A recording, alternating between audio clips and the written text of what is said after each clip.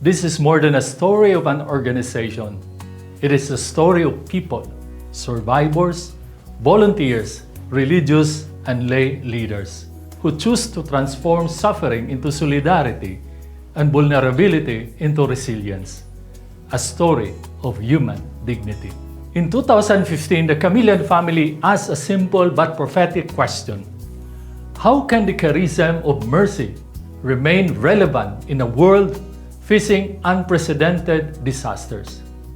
From that question, CADIS was born, not simply as a humanitarian organization, but as a response to a calling rooted in the fourth vow of the Chameleons, to serve the sick and suffering even at the risk of one's own life.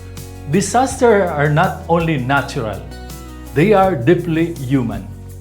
In the Philippines, storms collide with poverty and fragile systems. In India, climate risks intersect with social tensions. In Africa, droughts and floods expose deep inequalities. In Europe, conflict forces families to flee their homes. A hazard becomes a disaster when it meets vulnerability, and vulnerability grows where dignity is wounded. This is the space where CADIS feels called not only to respond, but to accompany. After the earthquake in Nepal, we provided medical care and psychosocial support. But what survivors remembered most was this: you stayed even when others moved on. In the Philippines, from Super Typhoon Haiyan to Rai, communities rebuilt homes, boats, and livelihoods. Resilience is built, not delivered. In India, during floods and the pandemic, compassion walked hand in hand with competence. In Kenya, Sierra Leone, and Tanzania, access to water, food, health, and pastoral care restored not only survival, but dignity. In Poland, during the refugee crisis, solidarity crossed borders, languages, and fears. What makes CADIS different is not what we do, but how we do it. We do not simply deliver aid, we accompany people. We practice integral human care, addressing the body, the mind, and the spirit, and the social wounds that disasters leave behind. We believe communities are not beneficiaries. They are protagonists of their own recovery.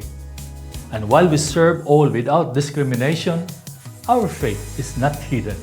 It is lived as a source of resilience, hope, and long-term commitment. This book captures 10 years of lived experience, stories written not in reports, but in lives. It gathers lessons from the field, from moments of pain and profound hope, and invites us to rethink what humanitarian action can be when compassion becomes organized. It is not a celebration of the past, it is a guide for the future. The decade ahead will test us deeply. Climate change, displacement, inequality, and growing mental health needs demand more than emergency response. They call us to transformation of systems, of communities, of our own hearts. And may this book inspire us not only to remember what has been done, but to courageously envision what still must be done. Buy this book at Amazon. The proceeds of the sales will go directly to CADIS emergency projects. Together, let us continue transforming faith into action and action into lasting hope.